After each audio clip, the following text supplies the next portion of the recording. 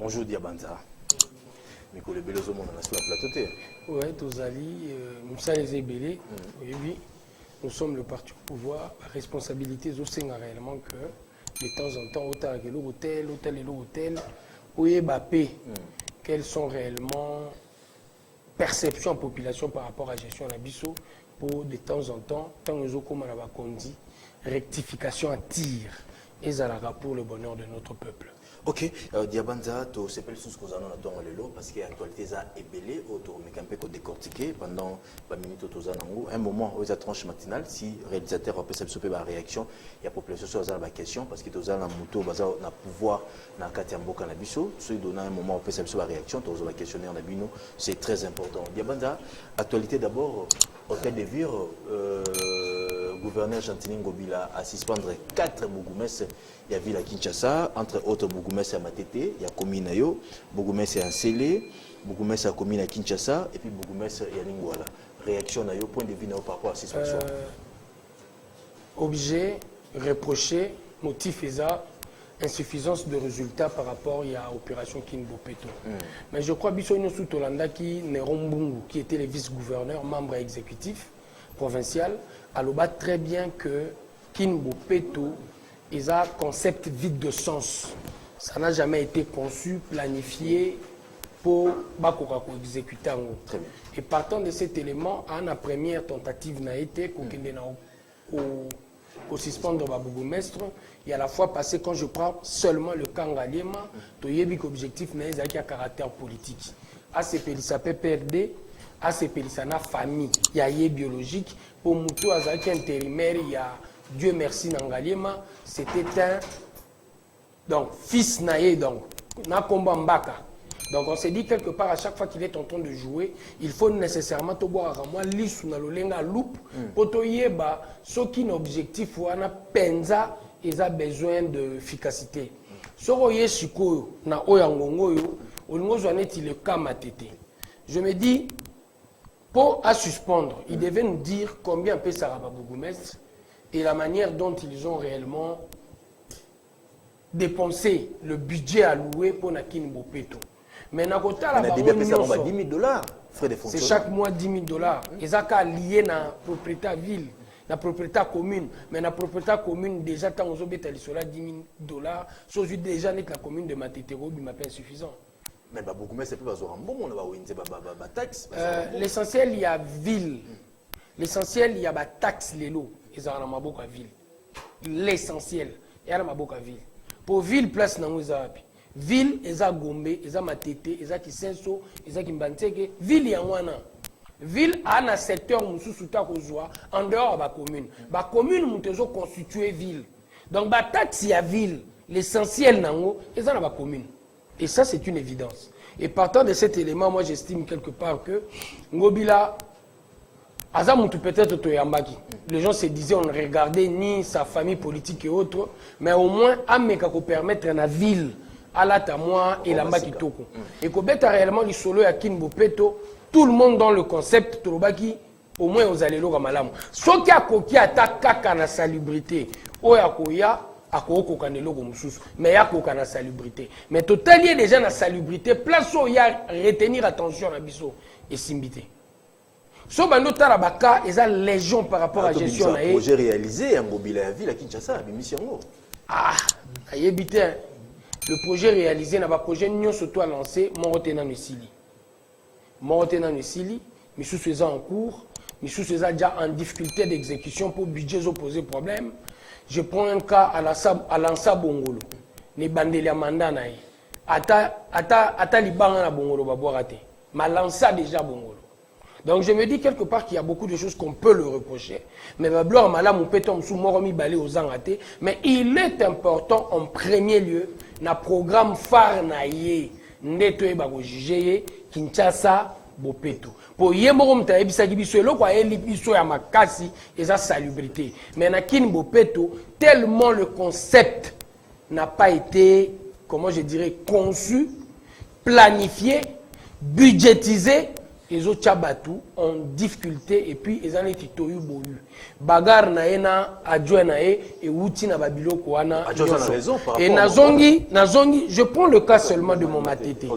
Kin bopeto na matete makambi sali biso, naza sûr dans les jours à venir to funda ngobila. Oh, comment? Oui, je vous assure, dans les jours à venir to funda e. Ngobila sali na matete. Matete, tant a lancé kin bopeto, alinga banda réellement na curage à bakaniveau. Bonne chose. Et na curage à bakaniveau tant a bandi, a tie ba moyens lourds. Tout le monde ba tracteur et autres. Malheureusement, tant que tracteur ou les autres musala pour pioche ni na yo ane et chumbola mabele, azo buka de fois bakaniveau deux bakaniveau jumelé. Au monde à toi na ouais, deux canaux, ils ont jumelé et un mur mitoyen, à bouki mur mitoyen. Bakanal wana ndengeza moke kenda be musu ezonga rabo au bouki mur mitoyen directement et sangani sangani était directement place wana en difficulté mai moyen kende na ezonga ezati yem tabomyango et ba passage na biso nyonso ezalaki entre ba canal d'eau pour olongwa na balabalo ya ngamba balabalo ba buki et pourtant curage ezambala liboso te ba curer matete zaki curé plusieurs fois et tant bazo curé plusieurs fois même avec le bourgmestre qui était avant lui bailo on mingi bazai ko utiliser ba sourd-muet et ba sourd-muet bazai déjà na secret yako curer ba canal d'eau na biso. Mais malheureusement, comme il voulait réellement taper à l'œil, qu'il y a Zosala Moussala Makasi, Nakin Bopeto, Abouki Matete, na dimension, oh, Kondimate. On a une époque à FCC Catch. Abouki Matete, la dimension Kondimate. Et moi, j'estime. Bazo Yebisa Batunae. Moutoua Erosa Moussala, Eza Yete Moutazana problème. Moutoua concevoir Moussala, Eza Ngobila et le Bougumestre. Bino bat concevoir en Moussala.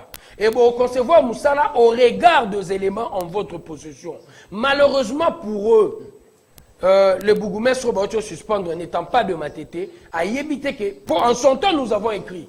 Même l'époque où on a Tokomaki, Tokomelaki, on a fait une pétition, on a initié une pétition, Tokomela bourgmestre pour tout que ce n'est pas une première que va curer le canal d'eau Yamatete. Oui, Ezali, on a écrit. Ayambaki kutubato bakomaki ayambaki asoli na bango tant ayambi asoli na baninga a expliqué mais le travail à Mabé et continue qui paie salami les lots ba place beleza ya bukana ba balabala mususu mutu keza ko leka moebo leka ezali susute po et bukani. Vous comprenez? Et partant de ces éléments, j'estime quelque part qu'il y a des destruction méchante. Il faut nécessairement dans l'avenir, tu vas rappeler dans mon continuum. Ce qu'on lui poste la responsabilité, et sa charge, et sa privilège. On dirait que dans Congo total la dimension privilège, il y a poste, mais la dimension charge, de côté. Et net ces charge, il faut le rappeler. Et le meilleur moyen de rappeler le bourgmestre et Gentini Ngobila par rapport à charge, il faut dans l'avenir tout fond d'abord. Mais est-ce que question Moko Diabanza, est-ce que pour nous la bourgmestre à commune, il faut savoir que tout le commune, c'est important? Moi je crois quelque part c'est important. Pourquoi? C'est important dans la dimension où tu ne peux jamais gérer les gens au yo yébité. Chaque coin, il y a une particularité dans nous. Oh, Moutazawana a la possibilité à percevoir la particularité dont il est question. Pourtant, on gère, vous comprenez? On prend le pouvoir pour n'abattre, on gère pour eux. Pour gérer pour n'abango, il faut y babango.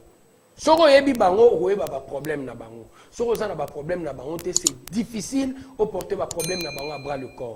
Je vois l'exemple que je suis en train de donner tantôt. Donc, tant on a curé, Moutazawana histoire, il y a un curage. Na matete avant d'aka na archive que chaque année na matete baza curé et ba curé année ni au sala on a ba moyen lourd wana ba yaki na ngote pour que na obuka ba balabala. Moi l'élection c'est très important municipal l'élection pour la réalité. Oui, moi je suis d'avis. C'est ma nomination. Moi je suis d'avis. Toza un peu crispé. Je le dis très bien crispé. La logique nini. To concentra l'essentiel et attention à biso l'élection présidentielle. Le reste nous importe peu. Mais ce qui est bel et bien vrai, ce qui te lingi, démocratie est comme une réalité na biso à chaque jour, il faut nécessairement tout bandarango à la base.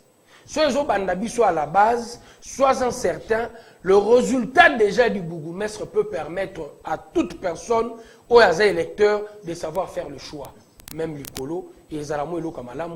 Et puis à la base, ils ont à notre portée, nous vivons cela. On est à côté du bourgmestre. Et ça a une très bonne chose. Bientôt 3 ans, Gentini Ngobila, gouverneur de la Kinshasa, Bilani, on s'en a vu la Kinshasa avant de changer le chapitre. Non, c'est là 6 à 2 ans, on a époté au Bossala bilan. Mais s'il s'est fait que compte tenu de Makambo, non, sur les Kabatbalingi et les sous-soutés, soyez certains, ils risquent de partir. Parce que je remarque quelque part que l'élo, les solos naé, du jour au lendemain, et s'est dégradé. Mais pourquoi pas interpeller? Et puis en plus, son talier très bien, il est tout le temps parti. Il est tout le temps parti. Je trouve très mal dans la ville-province de Kinshasa, à Zalaate. Nayumbi, on pouvait comprendre qu'il était à Kinshasa chaque jour, Kinshasa Paris. Mais ce qu'on a à Kin, à Zalaate Poigne. Donc tu comprends qu'il y a un élément. Mais soit Zalaate à Dimsosio, elle est vice Nazali. Nous devons repenser les choses. Mais vous avez le pouvoir, Diabanza. Faut ton monde, quand on a pouvoir, ça c'est vrai. On a le pouvoir, mais bon, on peut énergétique. Non, non. Quand j'ai dit repenser les choses, il faut dynamisme, il y a bas congolais. En termes de loi, vous comprenez, pour elles en a conséquence sur la gestion. Et parmi nos lois, il faut ma proposition, nous ne pouvons pas accepter une entité décentralisée, Moko, chef, Azara Moutou, Ana 2 villes. Du genre, Ngaï Diabanza, femme et enfant, Bavanda à Paris, maintenant gérer Kinshasa. Mutwana ozalaka ya okabwana. Po mutema na ye, eza wapi? Eza na Paris. Moi si na bana na ye wana. Après une semaine, 2 semaines, face à Ranini, akenda akomona bango. Au lieu de la permanente préoccupé par nos problèmes ici, parce que on l'a jamais moutou. Azala détaché na ba problème familial, mais il est mieux ba problème familial les à ses côtés pour gérer. Ozo assumer fonctionnement mnene. Moi je crois na ba fonction minene. Et là, on a photo insister sur Yango. Très bien. Résidence permanente. 2 ans passés, il y a place où il y a postulé. Résidence permanente. Dans votre allié, pendant 2 ans, d'une manière ininterrompue, avant d'aller à Kouenwana. Là, Bozar assure qu'il connaît le problème, il vit ses problèmes, et le problème, on a déjà Vanzoua, Kibokonzi et Zayayi. Ce n'est pas pour dire que tous ces gens-là ne seront que de bons gestionnaires. Mais partant de ces éléments, il y a déjà éléments au préalable que foyer bamakamou ya batu yo gérer. Mais au moins mutumu aza gouverneur na Équateur tout le temps a été tout le temps à Kinshasa. Tout le temps à Kinshasa, à Pasaka. 4 jours à Kinshasa, 3 jours à Équateur. Nous bon, à Komara, 3 semaines à Kinshasa, 1 semaine, et puis 1 semaine, on a 6 à 7 jours. Na 5e jour déjà, Longwe. À Kinshasa. Donc nous devons voir dans quelle mesure il faut nécessairement. C'est sûr, le service, l'État est au courant qu'il se déplace. Il faut nécessairement, il faut nécessairement réfléchir, créer dynamisme sur la loi. Pour moi, la démocratie peut tambolaka. Bozo l'efficacité, il faut nécessairement à chaque fois remarquer le comment ils ont simbaté, bongisaka. Tant bozo bongisa, bozo régler, tu au monde réellement Congo et comme un pays on a revaka ou coule les miel. Mais la police va préparer pétition. Motif à pétition nous anime. Pourquoi pétition? On a initié une pétition à Matete. Partons réellement à meeting, on a salé à Matete na terrain Chobo, j'avais promis au Matetois. Il faut nécessairement terrain où il y a Bissau, il y a Kembo et Koma à notre bourse. Terrain on a pour louer un bêta match, ils aura pratiquement $200, $250. Et $200, $250, ils ont l'euro moroboé, Bissau to kokate. Et l'équipe Bissau na likolo, ils ont monté moroboé tozo kokate. Et tozo kokangote, to komo mitu na sikoyo. Pour $200 pour un moutuloko là. $200, c'est le gestionnaire du terrain. Et le gestionnaire à terrain, tu as une difficulté, pour jusque-là, on dirait que c'est un maboka privé. Et na $200, on a pratiquement, na biso na matete, pour un jeune, ils ont une garantie à studio. Parce que mon garantie à studio, oye 90 minutes jour moko te 90 minutes oye ofuti yango mpo osala masano 90 minutes et pourtant c'est pour nous un droit de la même manière la vie c'est pour nous un droit réellement l'État a encadré jeune à Matete sur le plan sportif et l'encadrement il faut des infrastructures et parmi les infrastructures tu as le terrain autobengi terrain Kembo. Ils ont foyer, toujours les places ils ont même un terrain compétitif. Mais les lots, même compétition, ils ont pour diminuer. Oui, c'est les terrains en question. Ce que nous nous sommes dit, il faut initier une pétition. Mateto a signé.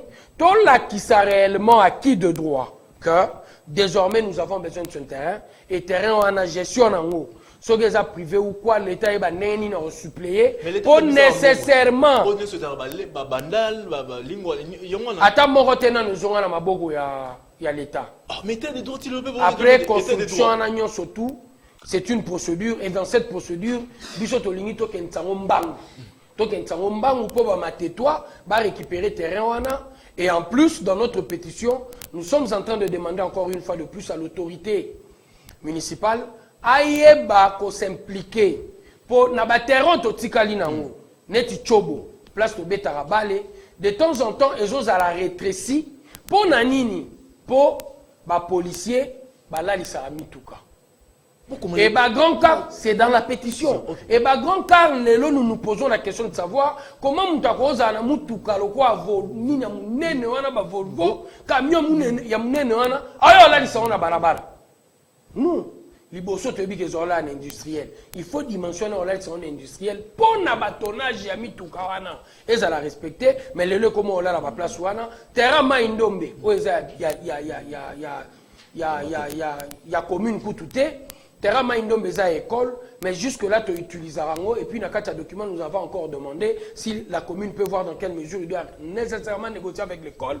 pour ce to perdre de terrain wana place à Osakana ya bana Matete pour to bimisa su ba Kembo ndenge ba bengi terrain wana Kembo et ezalate pour ba Kembo mususu ba bima donc ba permettre biso to za na ba terrain auto sa nini to beta ba déjà au comment ba signer pétition c'est Saramaki Baxi ba bandi signer d'ici là nous aurons à déposer et après dépôt on va voir dans quelle mesure nous allons discuter sur la méthode à dépôt, soit au Kendetik et Belé, tout au Kendetik parmi les représentants. Merci Diabanza, j'espère l'autorité à Ville à Kinshasa Bayoki par rapport à l'analyse Nabiso Awa, si se passe à 4 Bogoumès et puis par rapport à la pétition, tu comprends que Tonga stade douana, si le fonctionne raté, tout le monde a raté. Na Barumbu stade douana Moussana Ngozani, na Matete stade douana Moussana Ngozani. Il y a banda le coup de silate bota matiti. Bacheki barmo la kuna. Est-ce que l'État d'abimisa qui mbongo tous avec ba privé? Si le autre comprend la raté. Tous en a état des droits, tous comprenez. Jeunesse c'est ça na wapi. Na période de vacances. Bo football ou on peut $250. $200 na beti match place wana tabasi. Na Delvo a 250. Oui, $200 biso to louar na Matete. Na beti match place wana ba 6 fois. Talasco budget. 90 minutes car. 90 minutes car et puis ba pesi au vestiaire. Pour ils a très bien construit, il y a la toilette, il y a la place au chocolat, bah pas sur vestiaire mais $200.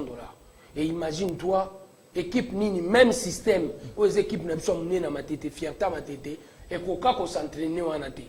Daring à une certaine époque, Akaki mais Suki na Olongwa. Pour le budget, ils ont l'écolo trop. Ils ont l'écolo trop, ce n'est pas à notre portée. Et si vous avez un peu de bana matete, vous tombez dans le place, vous tirez la foyer, nous devons nécessairement en profiter. Et c'est ce que nous voulons. Et pour terminer, chapitre, je crois, il y a 500 millions et il y a pour le financement Banque mondiale, pour la ville. Et il y a des communes pilotes pour profiter de Mbongwana. Pour la réhabilitation entre autres Matetazana Kati et je crois quelque part ezalate que le gouverneur est en train de faire un coup pour il sait qu'il doit remplacer quelqu'un pour la gestion à la Rwanda.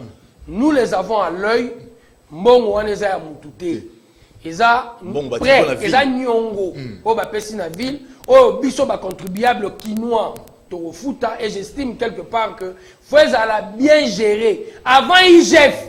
Biso déjà misu na biso nyonso si to donc qui ne sont même dans membre IGF qui ne sont membre IGF mais biso nyonso photo ça na comportement IGF même IGF faut te contrôler oh IGF peut ça contrôler oui Bonsoir, quelque part aller là. J'ai suivi ici une ONG de la place en train de dire, il y a des membres, il y a IGF, Jean Nabango, au Missou Soupé, Bakomo Lukaba Moneaka. Contrôle.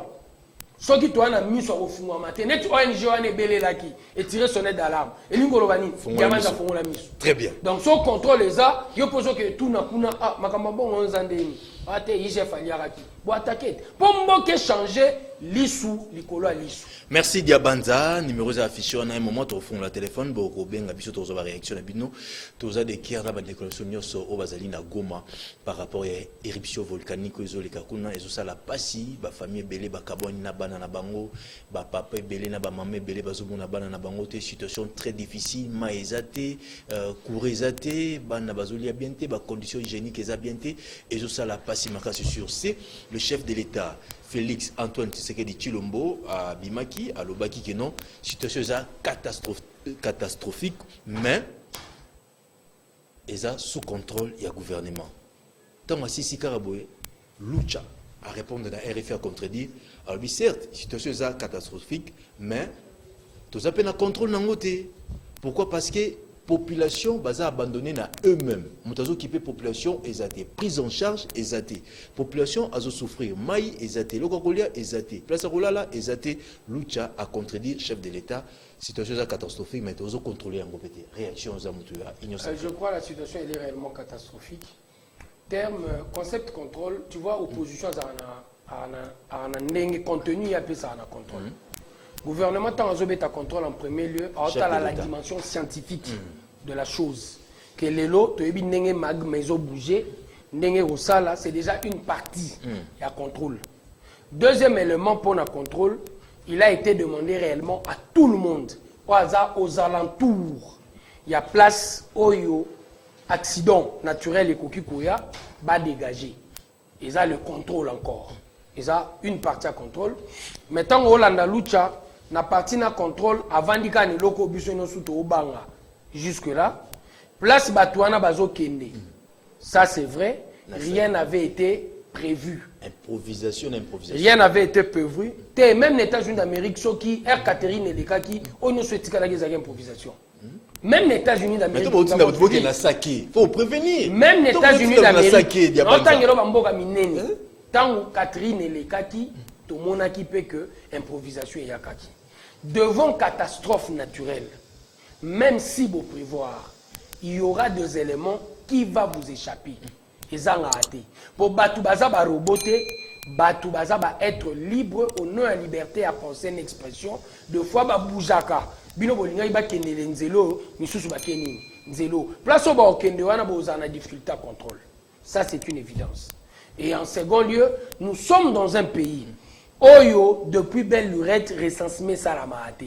Il est difficile pour nous de vendre, que koto onyo soit gomo yo, bato baza awa, ils ont nombre autant. Quand il y aura ceci, on va faire cela. Pour l'essentiel, la gestion, il y a planification. Et vendre un chiffre à recensement. Et c'est là où nous devons réellement commencer. C'est là où nous devons réellement commencer. Et aussi longtemps que nous n'aurons pas à contrôler partie où on a la gestion humaine, et ben nous poser un problème de contrôle. Et ça, c'est une évidence. Il faut en premier lieu, Tokoka et Lokoana, il y a chiffres pour tout, et ben nous allons calculer en fonction il y a nombre à bateau. Et gestion humaine, ça c'est vrai, côté Osko Luchazan a raison, ils ont posé moi problème. Pour la minute, on craint la choléra. Donc, Camaro déjà, il paraît. Tomituna déjà, bah zone où ils déjà enclin na moi maladie wana et na déplacement oyo na difficulté et accessibilité à population place baza na mai na difficulté il y a une installation qui toko nous craignons que choléra et je crois on a besoin réellement il y a soutien solidarité en premier lieu national faisant la makasi solidarité nationale faisant la makasi. Et là, il y a solidarité. Le gouvernement faut payer ça go. Solidarité, il faut que le gouvernement paye ça go. Il y a un défaut, et là, la solidarité, c'est l'affaire de tout le monde. Ne crois pas parce que tu n'es pas en train de gérer quand il y a un problème. Solidarité, il y a Batoufou Zala. Les États-Unis, ils ont beaucoup au téléma.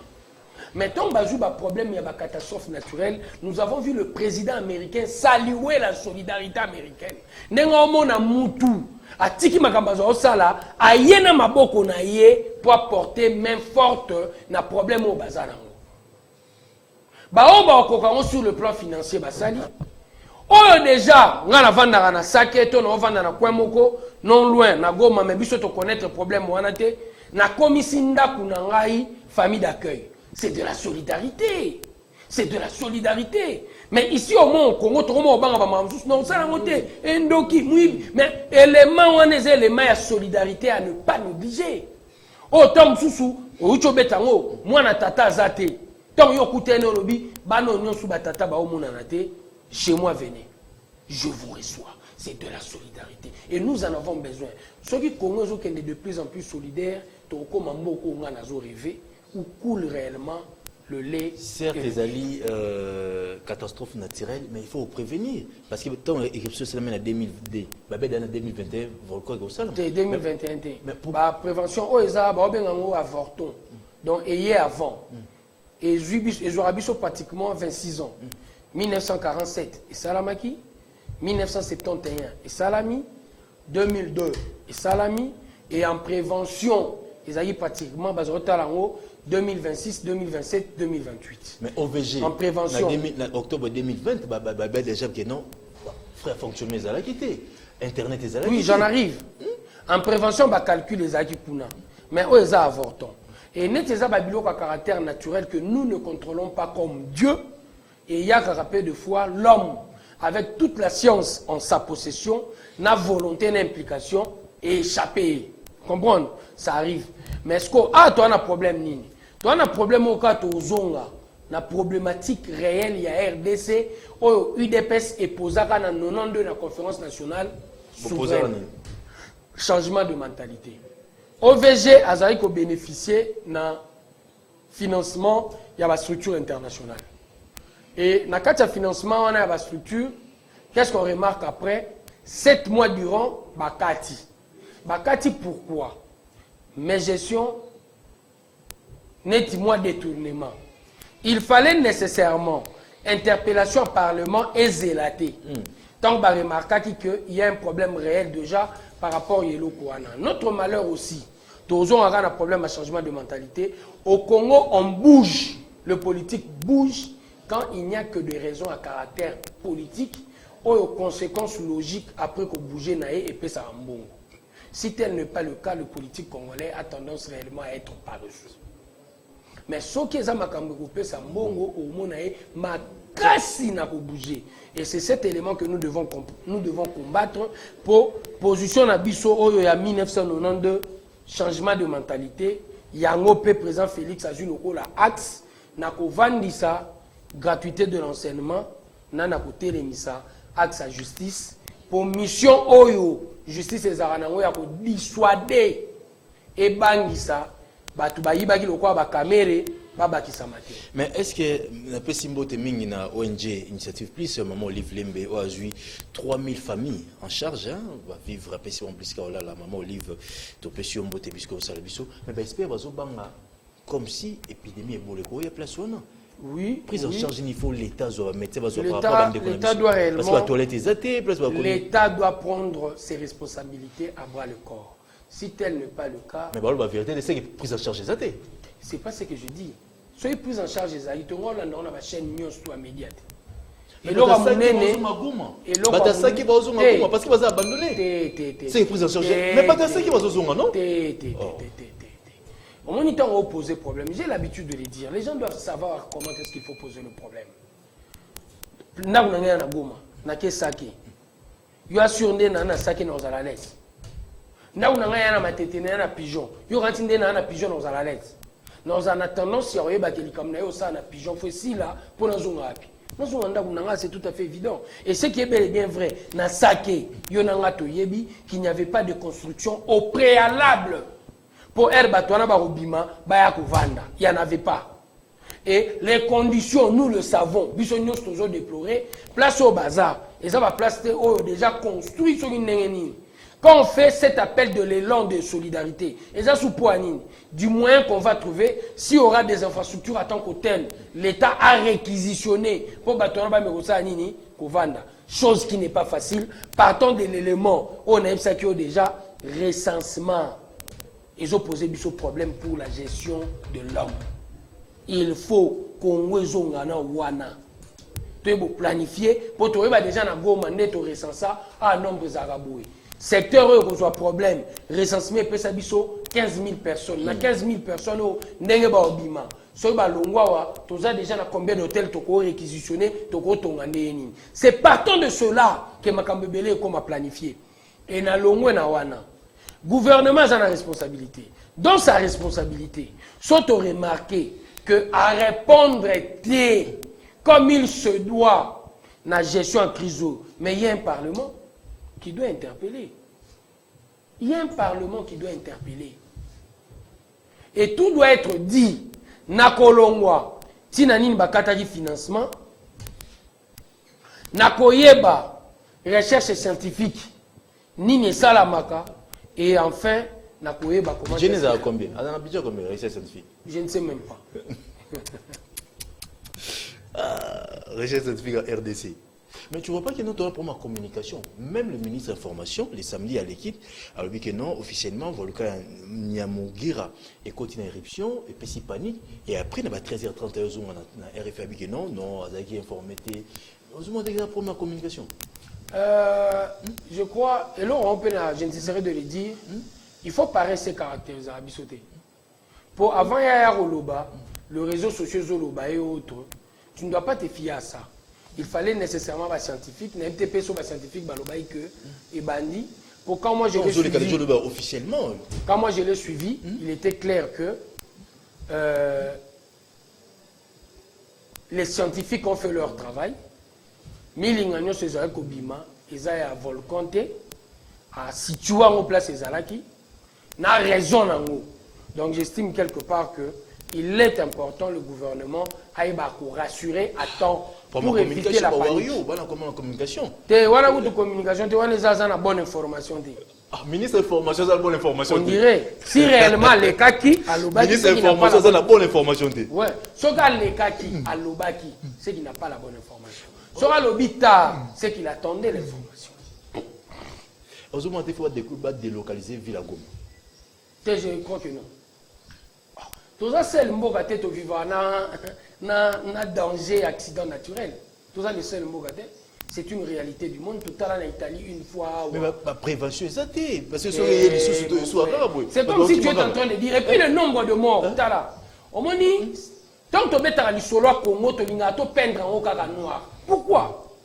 C'est quoi cette raison de vouloir peindre nécessairement notre pays en noir? Mon frère, tant que tu mets à solo, il y a accident au lieu. La plupart, il y a des morts, ils ont dû à un accident naturel. Ils ont dû à panique. La plupart, il y a des morts, ils ont dû à panique. Accident salami, il y a 9 à 12 personnes pour na okima. Bato mususu na kati ya ba jeu ya lave nini, azolinga soka sa jeu nini, ba kei.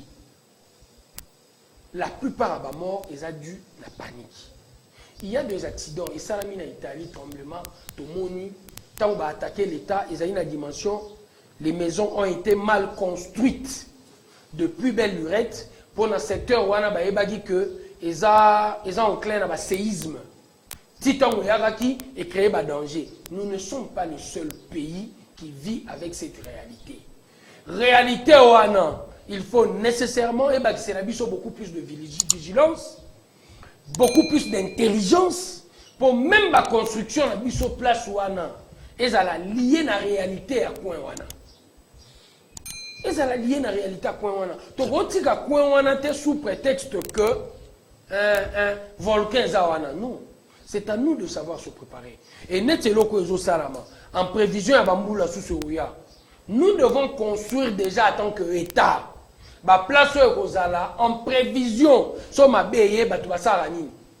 Très bien, merci de me dire Banza 89 numéros affichés. Un moment donnant ça aussi une photo sur la réaction. État des sièges. Un député national, il y a ST.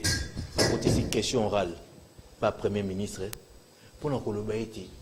État de siège des Alikuna na Est, renforcer l'équipement, les militaires sont motivés. Mais comment ADF va se battre?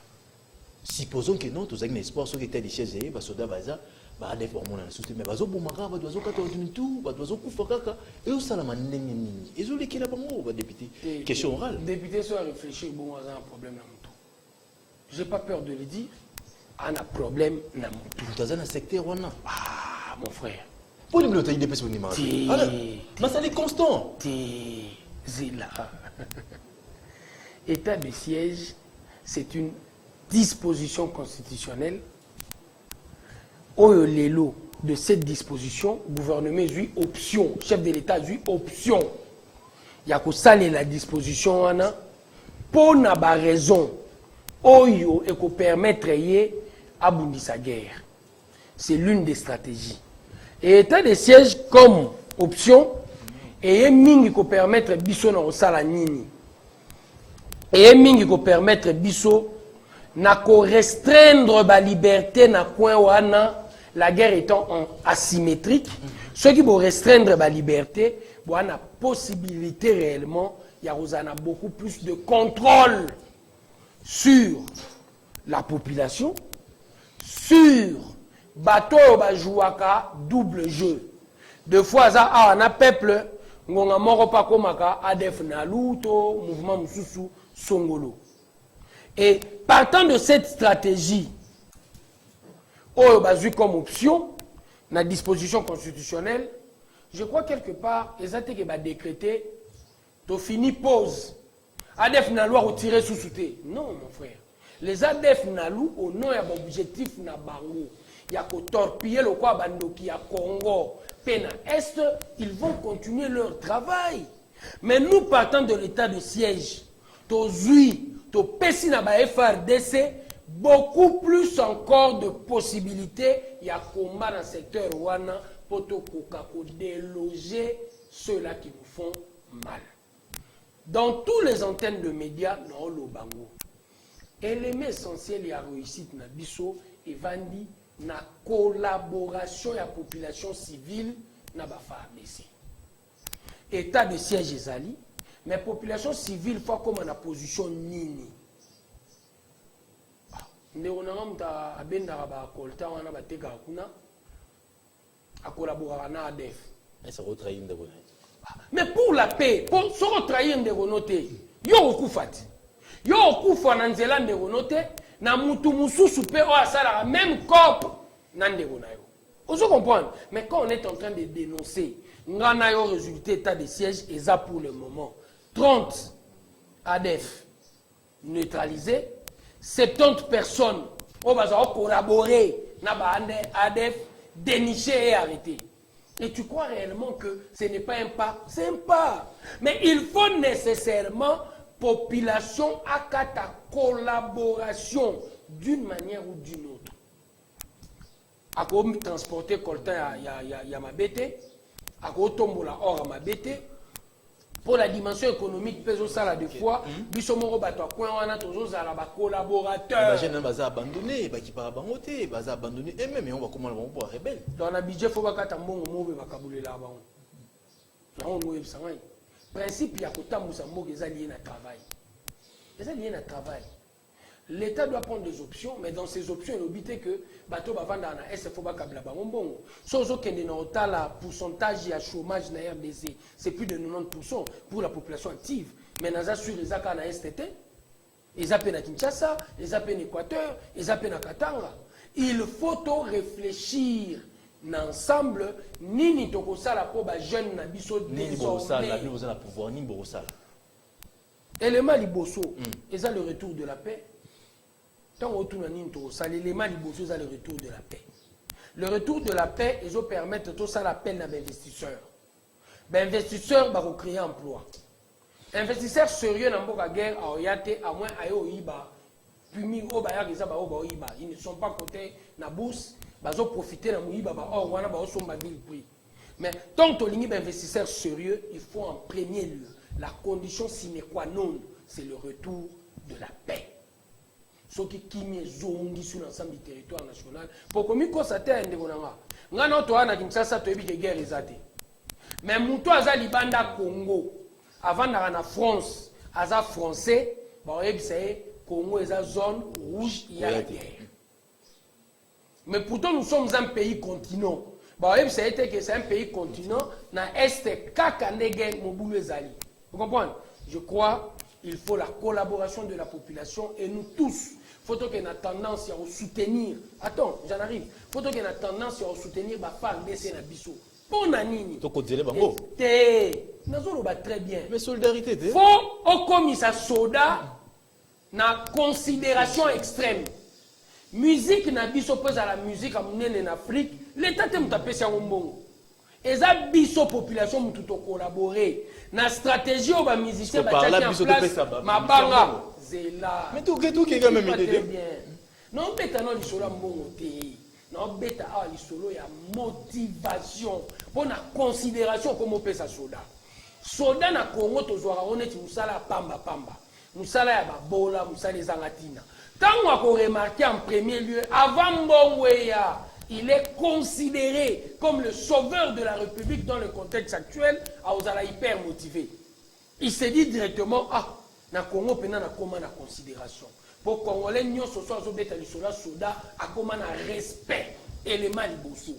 Ya ngom te ko motiver bango et moral à ba troupe et zala likolo, ba olinga ba pesa résultat pour biso to continuer ko sa nini ko betela bango maboko. Et qu'on mette là-bas, on une attitude. Et dans cette attitude, quand tu vois le militaire, même qui est ici, tu le respectes. Et de ce respect, il va comprendre que je suis considéré dans la société. Et de cette considération, il sera hyper motivé.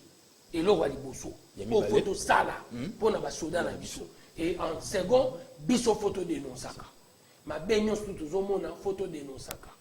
Et en dernier, on a d'avis que il faut à Nakacha Congo tokcha jour moko otobando commémorer tous nos massacres de l'Est.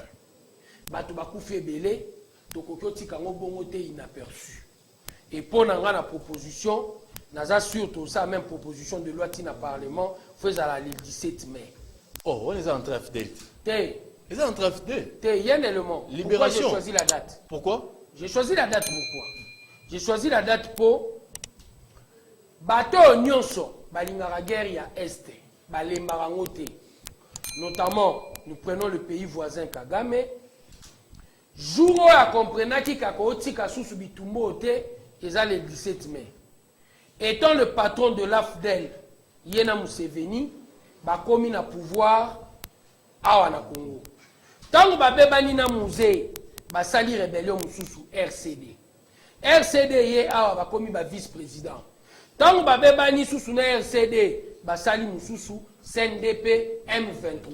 Donc la date du 17 mai na mutu na bango ezaki date ezaki ko consacrer réussite na bango na kati ya ko armer un Congolais contre la République. Et quand tu parles de libération, j'ai l'habitude de dire libération contre qui et pour qui a été libéré. Na dictature. Qui a été libéré pour qui a courage à organiser l'élection. Essayons d'être sérieux, mon frère. Tout ça sérieux. Mobutu, c'était un régime autocratique. L'Ongola comme Mobutu, Kota la Mobutu. Pour ni tobo ya régime. Changer l'histoire. Non, changer l'histoire. Na lingina no l'Ongola comme Mobutu, dépersonnaliser débat. Et le tobo ya na Mobutu, eza dictature. Aligné démocratie, Ndegoya. Ndegoya, il y a clientélisme. Trafic d'influence. Trafic d'influence, corruption. Il fallait encourager Moraya pour l'Ongolaï. Processus est déjà enclenché. Mobutu a dit quoi qui m'a dit ça, Guado, Kawele. C'est que les pères à Kokate. Mais on a vu, la communauté internationale avait peur que dynamique à peuple et s'installer. Mobutu a loué, Mouzaï. Est-ce que le peuple m'a commis patron? Je te dirais non. Est-ce qu'il y a un nouveau maître au Congo? Oui. Comment s'appelle le maître? Mouzé. Logique Yandegoya et Koufi, Non. Parce qu'à côté du système, il faut le moyen. Zela na kende. Kasite. Non, lingana l'action nini. Oh, la libération, c'est la libération. Non, lingana moni sokaka. Moussé a fait un coup d'État. Réaction de l'IDPS. Au moins, na débat, na débat, na rolingatos à la scientifique. Ok. Na rolingate parce que beaucoup de gens risquent de mal me comprendre. Mouzé, je salue son courage. Mais j'ai dit quoi? Quand on libère le peuple, et ça pour le peuple comme un patron. Est-ce que Moussa a commis ça qui peuple au patron? Hein? Non. Il a interdit de faire la politique ici au Congo. Tshisekedi qui est notre leader, Sansi Mamanduki, Babouagi Nakabeyaka Mwanga, ou comme agriculteur.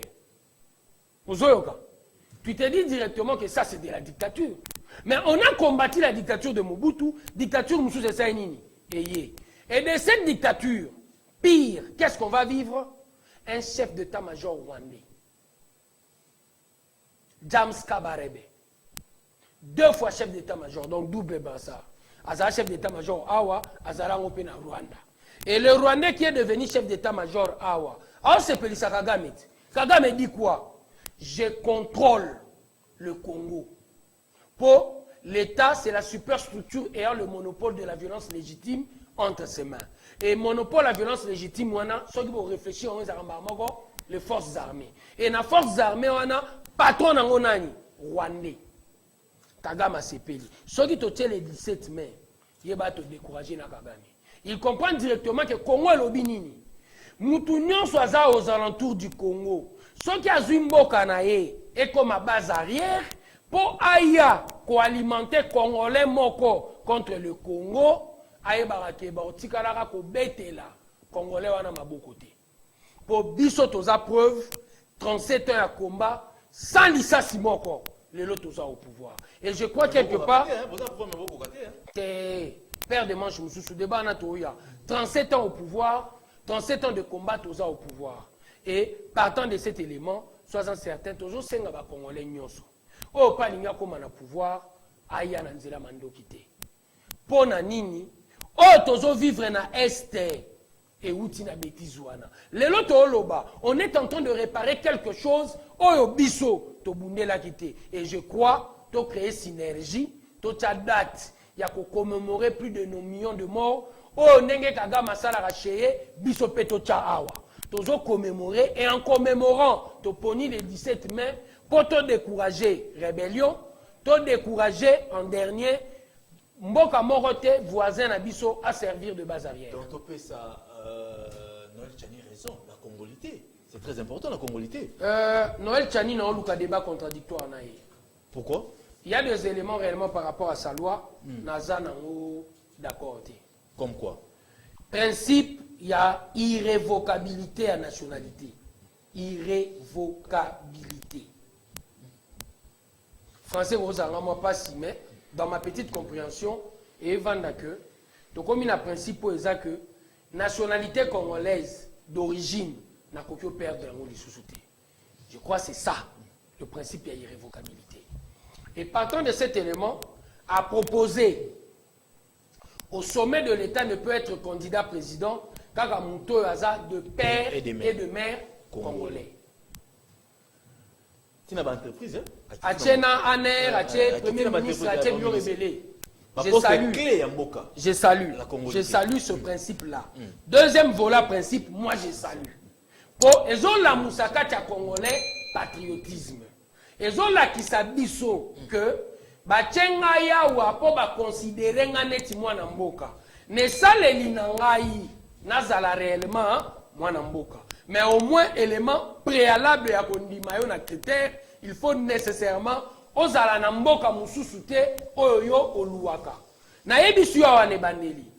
Na moni très mal mutoza la gouverneur de la ville, femme et enfant bavandaka na Paris. Voilà, je vous ai dit ça. Difficile, mutoza la gouverneur à Sankourou, femme et enfant bavandaka na Grèce. Omona. Non mituna de temps en temps nous en Grèce. Moi qui peux makambo batu, et ça te pas à partager entre deux villes. Et ça c'est une réalité, personne ne peut me contredire. Vous comprenez? Na longwe na wana. Na yesko na principe na o ya pesi.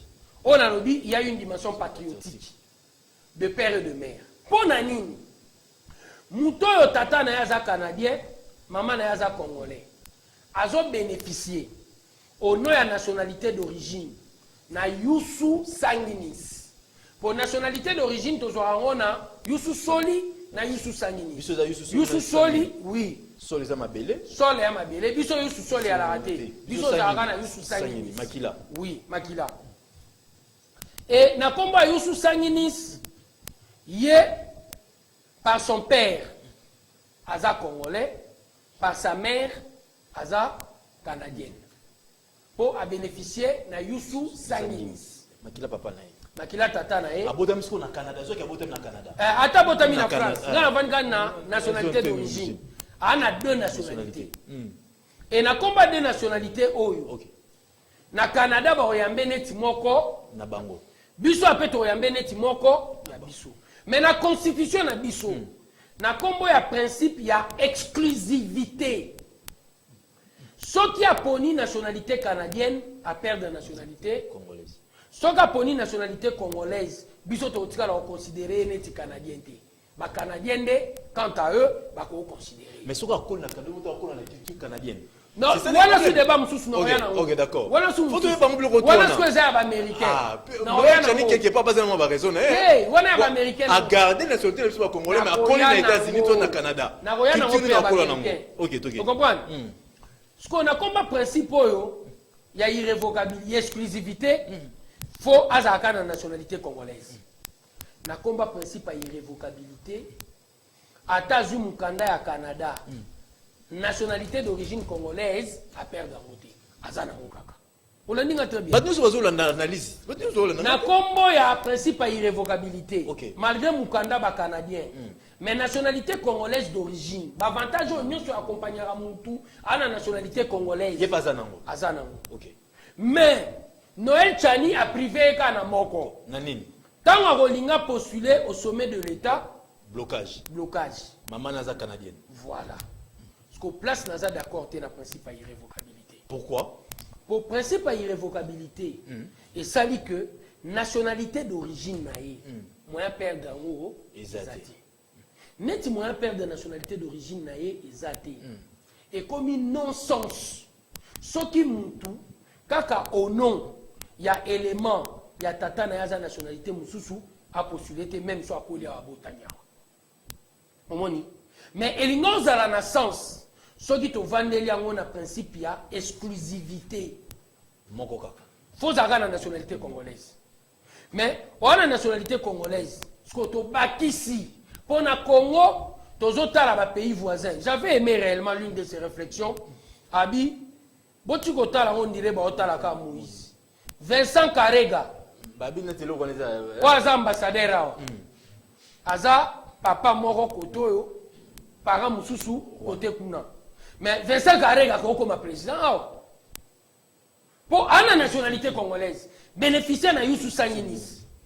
Mais sont déjà principe et exclusivité à la nationalité. Côté nous a d'accord, naïe. Ah? Côté nous a d'accord, naïe. Naïe bisio, nazo van na ba feigno so pe sa pona peso idée. OK. Sont déjà principe et exclusivité. Vincent Karega qui a opté pour la nationalité rwandaise, la nationalité congolaise a perdu. Mais sont principe et irrévocabilité. Malgré ça rwandais, nationalité congolaise a saigné. Azanang. Azanang. Vous comprenez? Il y a une position na ngai. Atia Kabiso na principe d'exclusivité, après sa proposition. Là, moi, je suis d'accord. Naïbi ke bande ko na biso a poto basé belé. Oh, nécessairement, peut pour la raison, songolo, besoin nationalité étrangère. Mais la nationalité étrangère, batika la attaché na RDC, na Yini Binoté. Mais j'ai dit quelque part, au lieu de comment na ba position lokola ya ba Sami Badibanga, on a renoncé à la nationalité belge pour comme premier ministre. Leur est au choix par rapport à la loi ou au lobby, on a commis une ambition politique, on renonçait déjà à la nationalité avant. Quoi qu'on renonçait, terre va passer au poste. Mais Diabanda, vous avez réfléchi bien, je m'excuse.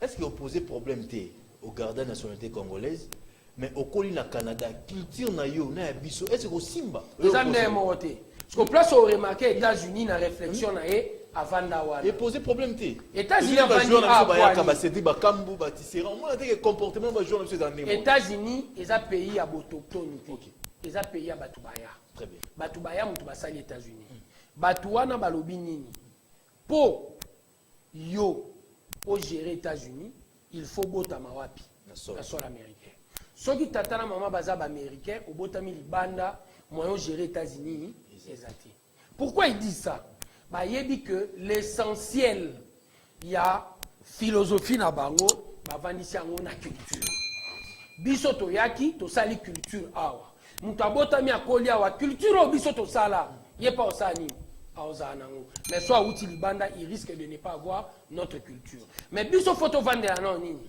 les problèmes que nous avons avec les pays voisins élément liboso faut tovandela yango wana principe exclusivité pour na Congo ils ont meilleur principe. Loi nationale qui est kata Congo mikemkete. Nandimité. Bien sûr. Poani. So balobi mutu tel a des pères et des mères té. A pour postuler té. Atika banalité on a c'est comment la maison de l'Oguanate. Moïse a un débat de fond.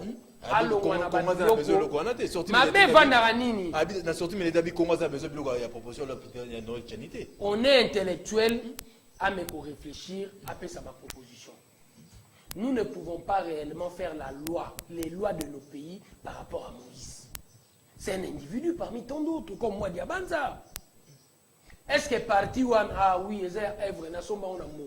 Pour ceux qui parti à Batou, il y a une réflexion et dans cette réflexion, on va remarquer que Moïse est un chef. Bati chef nous sommes ensemble, union sacrée, ensemble les anakati. Loi et Zamakambu ensemble to IDPST.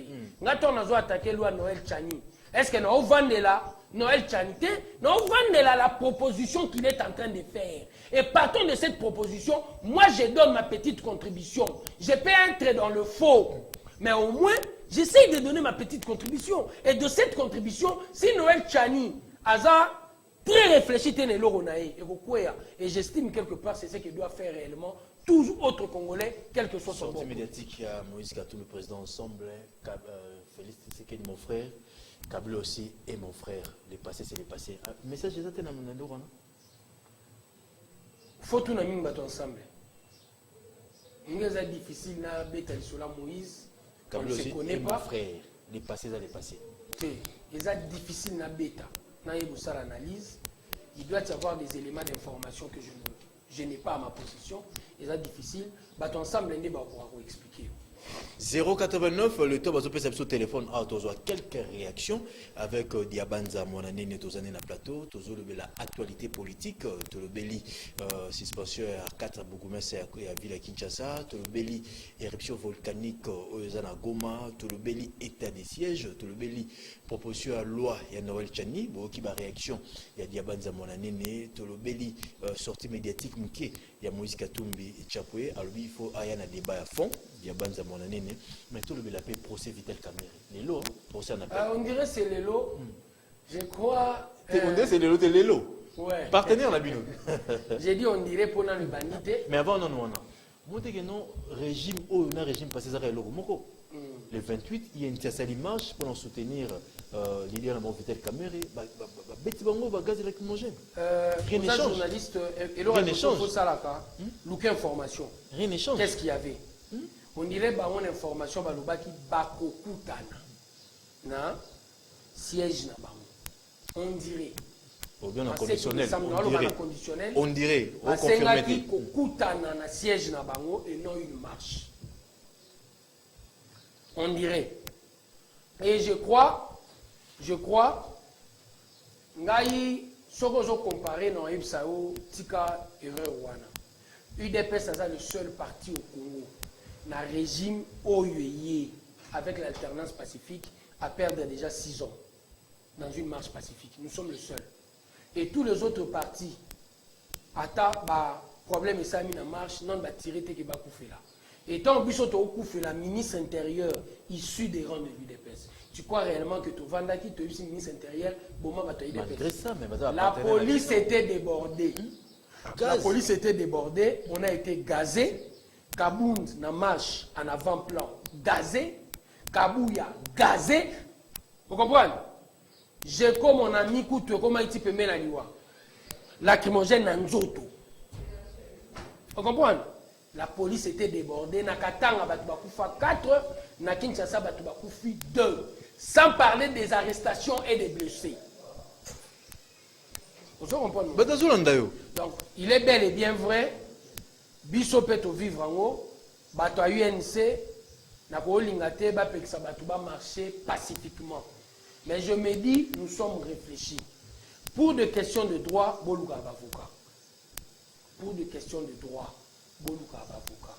Et là, innocent takamutu, et ça défense. Ou vous voulez que nous puissions réellement vivre dans le Moyen-Âge, avec des conceptions de vie archaïques, ou ça que, quand on a un problème dans le droit, il faut que ma conception de droit, tout le prince, tout roi, à s'impliquer. Il y a des problèmes de droit, il faut nécessairement des avocats de taille. Et partant des avocats, il y a possibilité réellement d'argumentaire et vanda. Au lieu de s'attendre à faire croire que caméra y batté. Ceux qui vont salir sondage binomoko. Caméra y lobby au lieu de s'attendre à faire croire ceux qui vont salir sondage, na mutu ya congolais lambda. Caméra c'est un voleur. Tu peux tout dire. Au gros, le bagnon, c'est une explication tout scientifique. Mais tous les années, na procès. Batu ba oyebi sayo ke ba sombi banda kuera comme directeur à cabinet. Muta banda ki solo wana Mike Mukebai. Azotanga ba adresse na bandaku. Ça n'a rien à voir avec l'UDPS. Ça n'a rien à voir avec le Congolais. C'est un député provincial. Muta zope sa ba adresse na bandaku na ba prix ba sombeli bandaku wana tant caméra comme directeur de cabinet. Avant directeur de cabinet, Banda Kouane a quitté. Et mon frère, tu crois réellement, le Congolais c'est une bête. Oh, bino bobandoyo le bagana français na bino. Procès politique, sans pour autant bouya na belema ya bakola qui s'abisso même pour enrichissement illicite. Enrichissement sans cause. Et ça, infraction. Donc, yo comme directeur à cabinet, nombre Banda Kouemati, Congolais a soupçonné. Tous les côté. N'appelle. Tu es un magistrat. Mais partenaire Nabino, non? Partenaire Nabiso est à Mouyipité. Partenaire Nabiso est à UNC. Quand tu vas te démêler avec la justice, et l'IO. Ça ne concerne pas le contrat qu'on a eu avec l'UNC. Makamouya Kamere est un individu. Photo long, on a une réflexion moyenâgeuse. Oh, Batubazo Kanisa, qui est à l'époque, Seigneur. Ceux qui Seigneur wana zate, ba sujet na ya quoi wana moye ba vivre et zate. Tshisekedi est parti, nous avons un autre leader au sein de l'UDPS. Quand Félix ne sera pas là, il y aura un autre leader. Et moi je crois balanda le pas à l'UDPS. Un père et Boumina Mobutu pour ça qui parti à Seigneur. Un Seigneur a Koufi, parti pesa enini et limoué. Donc il faut ba parti na bango et comme ba parti à Batu. Quand Kamere n'est pas là, vous faites un congrès, vous mettez quelqu'un d'autre. Mais l'UDPS de Moko. Si j'ai ça la tournée dans ma province, on a qui coûte, il faut un foin. Quand tu dis foin.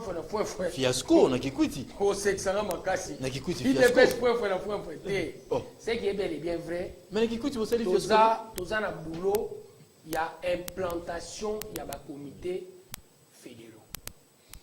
Et ça, dans la place, au comité fédéral à UDPS, où il y a Zalaki pendant un peu inefficace.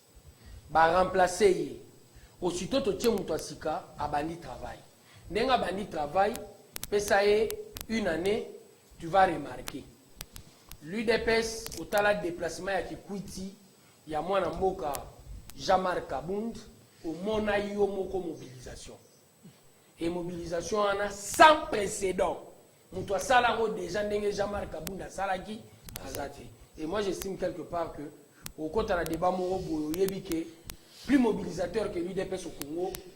Numéros affichés dans la télévision, ils ont été donnés à trahir Bisso, besoin numéro bien à Bisso, parce qu'il va récupérer les numéros affichés dans la remarquance qu'ils ont été donnés à la paix Bisso numéro 089 61 64 844. Peut-être que bien Bisso belé pour votre Bisso appel donné à trahir Bisso. Or on a besoin de changer numéro, mais tika un numéro là, donc moi tous on va récupérer donnant, c'est pas bien. 089 61 64 844 089 61 64 844 numéro ils ont peut-être au bien Bisso les catés. Ok numéro qui est un, tu as un numéro qui est un, mais Tiangote na bas écran 089 61 64 844 089 61 64 844 089 61 64 844. Aux tranches matinales, tu vas bien poser des questions par rapport à l'actualité. Il y a un autre monde qui est non, parce que les numéros affichés, il y a un zaté, tu sais un numéro, donc monsieur, tu sais, 5 minutes pour aussi ça. C'est très important. Est-ce que 2023, élections? Bien sûr, bien sûr. Manière aujourd'hui de pouvoir les élections, mais ni Togo Lingato soit pouvoir dans le ligne. Allô? Allô? 089 61 64 844. S'il y a des questions, Diabanzazawana, dont numéro affiché, on est là, dont numéro de TOP, c'est 089 61 64 844. 089 61 64 844. Allô? Bonjour mon frère. Allô? Bonjour. Bonjour. Bonjour. Allô? Oui, bonjour, Tozo Okayo. Bonjour. Oui, réaction, Diabanzazo Okayo. Ah, ok. Nabenga pasa masina, c'est M. Fiston. Oui, fiston. Ok, nalobi boui. Affaire à Katumbi, pourquoi a d'autres agité? Donc, loi wana est dans ma bête. Loi wana est dans ma bête. A tout belle, mais en double nationalité. N'est-ce pas comme carré gawana? Est-ce que y a Moïse qui a fait un congolais? A folie maintenant, carré comme un président au Congo. Donc, ça sont des distractions. Nous tenons pas que la match à la présidence. Et vous soutenez la loi de Noël Chani? Non. On a soutenu la loi de Noël Chani. Donc, merci. 089 61 64, tout le monde a donné mon merci. 089 61 64 844. 089 61 64 844. Toujours répéter numéro est affiché on a la télévision et on est au là. On est au PC en 89 61 64 844. Allô? Allô? allô? Oui, bonjour mon frère. Allô? 089 61 64 844. Allô, bonjour. Bonjour, Tozo Kao, réaction, Tozo Kao. Bon, dans le Bible, Oui. bon, dans la ligne de Bino, c'est Moko. Dans un pauvre chauffeur, comme on a papa Mabiana. Est-ce que la Cambo Oyo est de l'Ekanaba et quand aux Hollanda, la Cambo va partir, tout. Est-ce que ce que tu as dit va partir de Cambo Cannabis? Est-ce que tu créer un emploi et va partir? Va partir, tu vas dire qu'on chômer, va dire qu'on tellement souffrance. Il y a un ligne de papa. Et puis même les Belges, je t'ai envoyé à Kinambo Cannabis, à Yakina Église, à Yakina Yemoko Belge l'État. Il faut que tu aies besoin de bongo de la compagnie, tu vas faire le bonio pour est-ce que tu beaucoup de pendant beaucoup de biso, tu as un lingomba mobimba. Merci. Merci papa. Parce que je sais la page pour la. Oui, tant tu as 5 minutes, on va rendre papa. Tozu à répondre à la question. Merci. Ndam. 89 61 64 844. 89 61 64. Allô? Allô? Oui, bonjour mon frère. Bonjour. Oui, au Bengal comme on a. Là, c'est Bazomba, na Ouais, Tozo Kayo.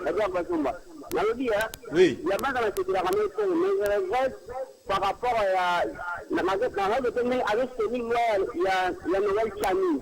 Moi, il y a discrimination. Il y a au moins la moitié. Merci. Merci. Merci. Pour soutenir la loi de Noël Chani, la discrimination. Merci mon frère. On va répondre tout à l'heure parce qu'il y a 2 minutes à répondre. 89 61 64 844. Appel à Souka, des appels, donnez sa société. Allô? Allô? Ouais, bonjour mon frère. Benga comment on est? Allô? Oui, allô, bonjour. Oui, au Benga comment on est? Oui, le moment ma question est question. Je peux la faire, la commune à Manichi, comme on a papa Kennedy. Oui, papa de lever la machine. Alors, là, parce que dans la firme, le bassin de Fondant, à partir politique des jeux de Mamboko, et quand on a ceux qui n'ont pas dit ce que de l'État, mais on va supprimer la partie politique de l'autre, il va soutenir le Moko. Merci. Beaucoup merci. Appel à Souka, appel les tellement belé, donc to Zubino, Souka, vous comprenez bien, Diaban va répondre à quelques questions. Massina Fiston, par rapport à la loi Karega, il soutient la loi. Mais on a clair, la loi à Noël Chani, il faut un débat sur ça. Parce que je dis, la partie principe, il y a irrévocabilité à la nationalité. Nous sommes d'accord. Surtout aux principe, soyons certains, nous avons non-sens, moutou, baboyaye, pendant que na Youssou Sanguinis, il bénéficie déjà de la nationalité d'origine. Papa Mabia a raison, va partir réellement les Kébélé, il faut tout ça va partir, c'est une proposition, il faut y aller à la loi. Oui, au ça que mon manière il y a loi électorale par rapport à vote et qu'on dit va partir mais tout quelqu'un va partir miné ba compagnie peut créer mais photo ba sa budget et le représentant Félix Azoluka pour le moment budget ça quoi tout le monde de 4 à 6 milliards tout comme à 12 milliards proposition à Sama Lukonde Yangwana il faut nécessairement budget année bakisama so budget bakisami budget investissement pour créer des entreprises et gomonana na selemba unde on a biso abi aza d'accord, tu la loi, proposition de Noël Chani, et discrimination, sur les aïmouans nangai. Loué lobby te que moi nanga aux Congolais.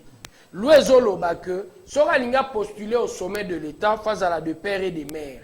Na débat to sali, to lobby déjà, bateau bazalaka, moi si na bavanda na Paris, en Afrique du Sud, ya vandara hawa, soyons certains, azalaka partagé entre pays na ewana na mboka oyo.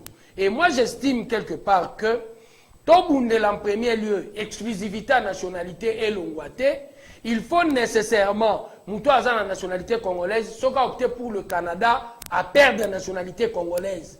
Moutoua à la présidente au sommet de l'État, face à la de père et de mère, ça c'est bon. À cause d'un amboka moussou souté, oh yako ketika moi sinaba anae, ndenge to monaka awa namboka na biso kinke mulumba, tant bazo ba ressortissant bamboka étranger, baki ma Covid-19, ye ministre asali nini amatina ye. Azala ministre na mboko yo, mais ceux qui m'a béyé, azu ba décision m'a bé contre biso, ceux qui m'a béyé, ya osa nini, aoki mamboka. Photo tcha mutu alingi gérer Congo na position moko. Ozana mboka moko, ozana mabele moko. En dehors mboka na mabele wana na place au kendete et irrévocabilité à nationalité to boya yango, to ling exclusivité zaka na nationalité moko, nationalité congolaise. Merci Diabanza la ndenge ndenge invitation ba question za tellement belé mais TV zangonga to zo numéro sur Nasuka to zano prochainement. Est-ce que le bureau est possible aux alentours sur la peuple émission politique au sur la population le 14 Ils ont passé. Ils ont passé. Pas trop plus. Merci Diabanza Molanene, merci na Chico Punga, merci na Dona Mkewa, merci na Ndekonanga Abeltona ou Assisa Kinga, Arrêta Minani, puis ba continue biso na botanité Kingoya, Emile Boto coaching time depuis quelque part, to Kutani Balasima. Tout à l'heure, bozola d'émission na YouTube Bronsamba Télévision. Au revoir, à la prochaine.